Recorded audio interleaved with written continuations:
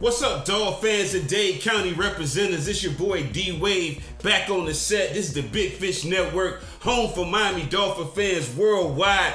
And history was made on so many levels in this Week 3 domination against the Denver Broncos. What a freaking game. Miami became the first NFL team to score 70 points and over 700 plus yards of offense since the Los Angeles Rams did it back in 1950-51. And we could have easily broke it, but Mike chose not to. And, if it was me, we should have broke the record. And I think, the reason why we should have broke it, because it would have added another record that may never be broken, just like the undefeated season. And that'll be another one we can put in our prestige, in our trophy case. And we still in great company with only 3 other teams doing it. But we're the 4th team ever, including playoffs, with 70 plus points in the game since the 1966 merger. That's when we became a team. That was our inaugural season and shit. And this was also history for me as a fan, because this is the best home opening game I ever saw. This is the best offensive performance I ever saw. This is the best roster I've ever saw play in my lifetime as a fan. And I can say that. I've seen a lot of Marino games. I've seen a lot of games with Shula. This is the best I've ever seen us look as a complete offense. When you're talking about passing, running, we played solid on defense. We ran for 350 yards, passed for 376 yards, averaging 10.2 yards per play. Talk about balance. And we beat the dog shit out of the Broncos 70-20. And that looks like a Golden State Warriors halftime score. And I think they did. Matter of fact, they did. That was almost the same score they had against the Cavs when they had LeBron, when they was up like 70-44 by halftime. So we put up NBA numbers. And I think we probably scored more in this game than the Chicago Bears are going to score all season. And I know that's a crazy thing to say, but their offense looks terrible. I don't think they scored no points on Sunday. If they did, they only scored a few. And, and I'm going to watch the highlights to check out all the teams. But, we scored more points than they probably will this whole season in this one game. And we may need to consider trading our punter. We don't need a punter. It's looking like we don't need a punter. We scored 10 touchdowns. We only punted once. And shit, I think Thomas Moore said last year, wasn't he nodding off? He was sleeping like this here, nodding off because he ain't had nothing to do. So, maybe we can get a 7th round pick. We may not need Jake Bailey, for real. For real. We may not need Jake Bailey. Like, maybe we can get a 7th round pick for him. Maybe trade him back to the Patriots. You know what I'm saying? Maybe get a scout player like a tackle or end or some shit like that we could put on the practice squad. It's looking like we don't need Jason Sanders. We may not even need a kicker. Shit, he'd have been missing extra points and clutch field goals, almost costing us game. Trade his ass too. Trade Jason Sanders. Maybe we can get, like I said, maybe like a backup center.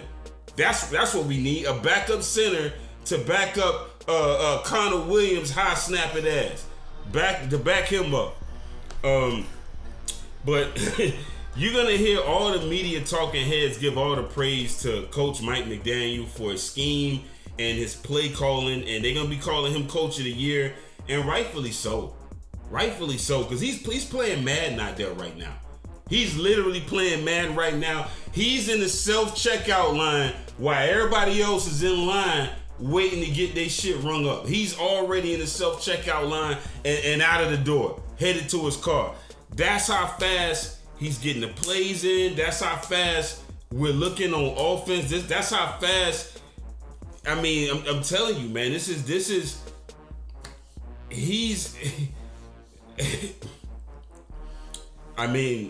He's making it look so easy. He's got Tua doing no-look passes. Like, just looking like the 80s Magic Johnson and Showtime Lakers on side. Just, you know what I'm saying? No looking to the running back. And, the first one is going to be on the highlight reels forever because he executed it so perfectly, the A-Chain for touchdown. The second one was also the Devon A-Chain. And he's revolutionizing modern offensive attacks, both in the pass and in the run game and on the ground, as evidenced today. Shit, we had 3 running backs go off today. Mostert and A-Chain both scored 4 touchdowns each, and Chris Brooks bust one for 52 yards. If Shula was still here to watch this game, God bless his soul, he's the Don. If he was here watching this game, if he was able to watch the game, he would have won. He would have been proud, man, because this is how I believe he wanted his rosters to look like, using multiple backs, using the split back system.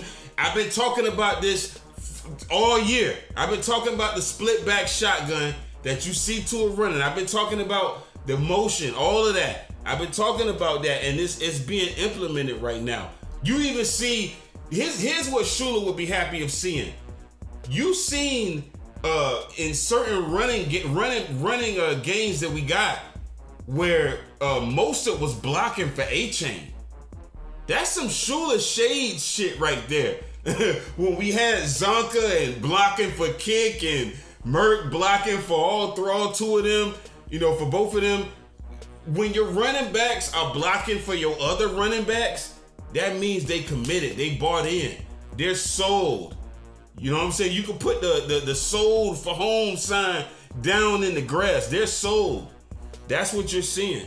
And I mean, this shit look like the Shula offense on fucking PEDs right now.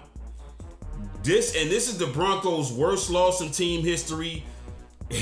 When Sean Payton took the podium post game, he said, besides the kickoff return, there weren't a lot of other positives to draw from the game. And that shit had me rolling. And real talk, man, for real, Coach Sean Payton and Russell Wilson, they should do what Jimmy Johnson and Marino did when we got the brakes beat off of us by the Jags. I think Sean should retire from coaching and Russell should retire and maybe get in the broadcast booth.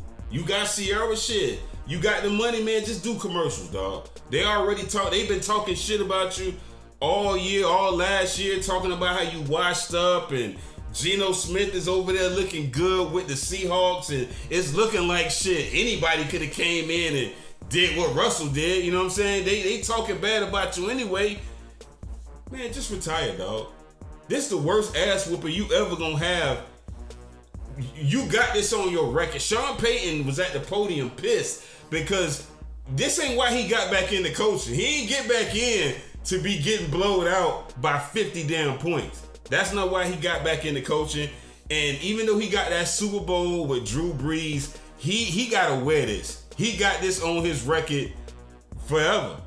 This is a part of the legacy, and I'm glad we're a part of that because, and I'm just joking. No, Russell shouldn't retire. He shouldn't retire. He'd be a nice backup to Tua, but he shouldn't retire.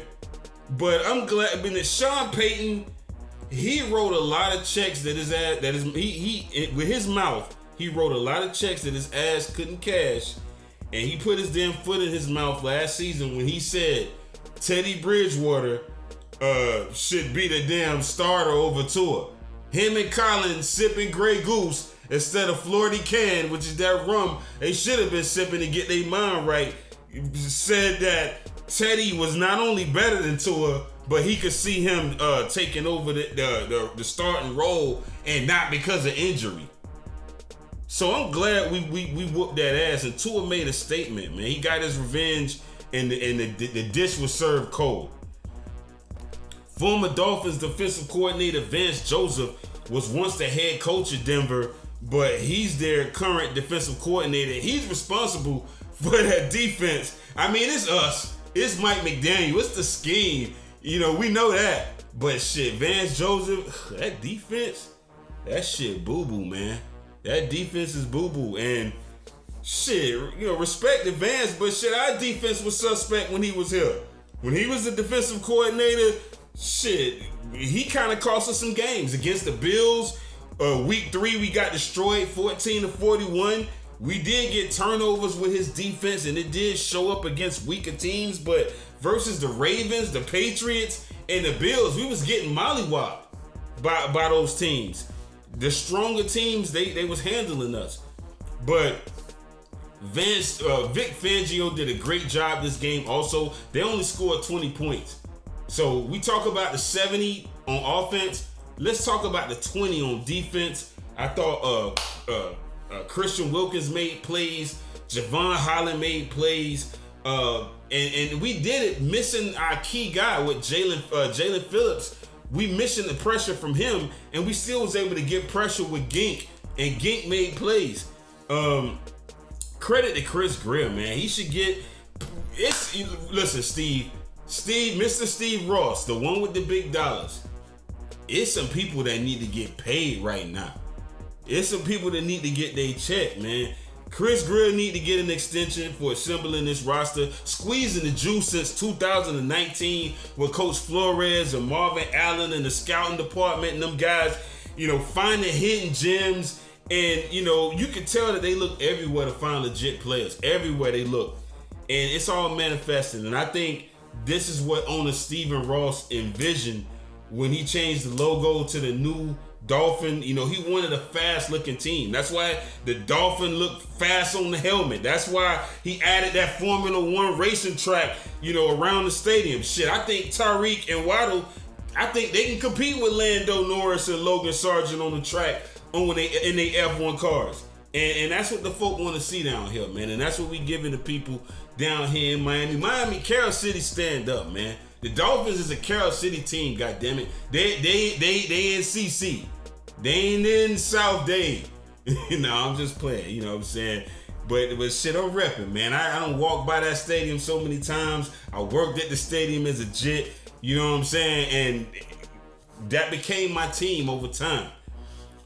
Tua scored 4 touchdowns himself. He had, with 2 hands, ambidextrous style, however you want it, serving the dishes on the trays.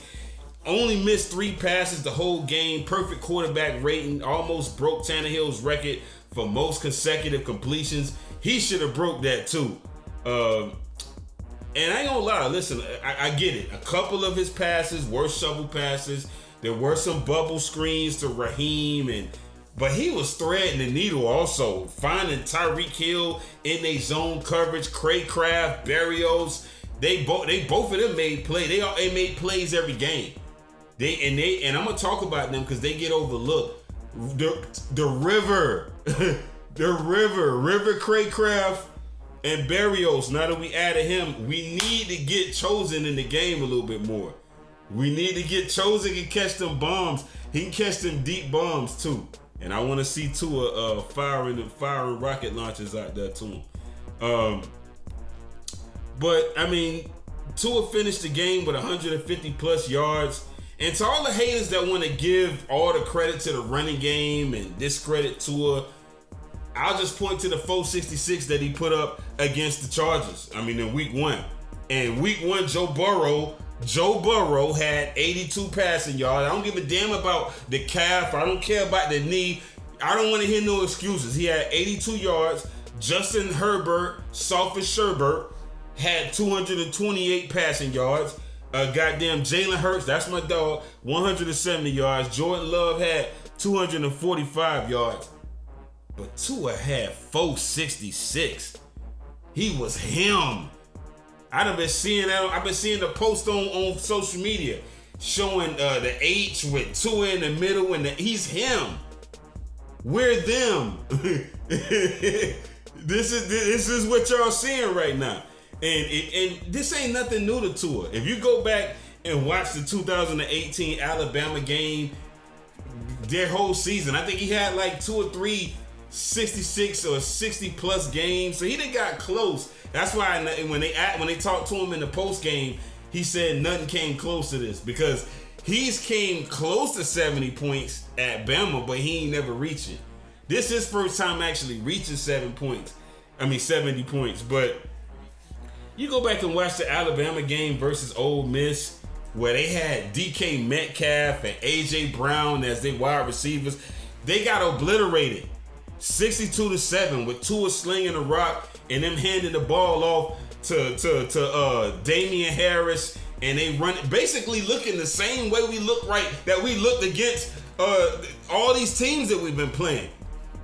Mike McDaniel has taken different pieces different things he saw on film from Tua's play at Alabama with the read option, noticing that teams constantly bite on that. The difference is in Alabama, he was actually taking off and running. And y'all gonna disagree with me when I say this. I think Tua needs to run more. Even though he ain't really, not right now. He's not getting touched right now. Let's keep it the way it is. I'm gonna be quiet. I get it. But at some point, if you look at all the West Coast quarterbacks, they've all been scramblers. All the left-handed quarterbacks, they've been scramblers. Tua's no different. He's a scrambler. So he's gonna have to scramble at some point. And I noticed that his pocket presence is just ridiculous, man. We seen that in the Chargers game. Evading pressure and still throwing dots. That's what he's been doing. But what a hell of a win. It's a great time right now to be a Dolphin fan. Y'all make sure and hit that like button. Subscribe to the channel. Y'all make sure and be a part of this. Join the Big Fish Network. I'm going to have more content coming. Till next time, signing off.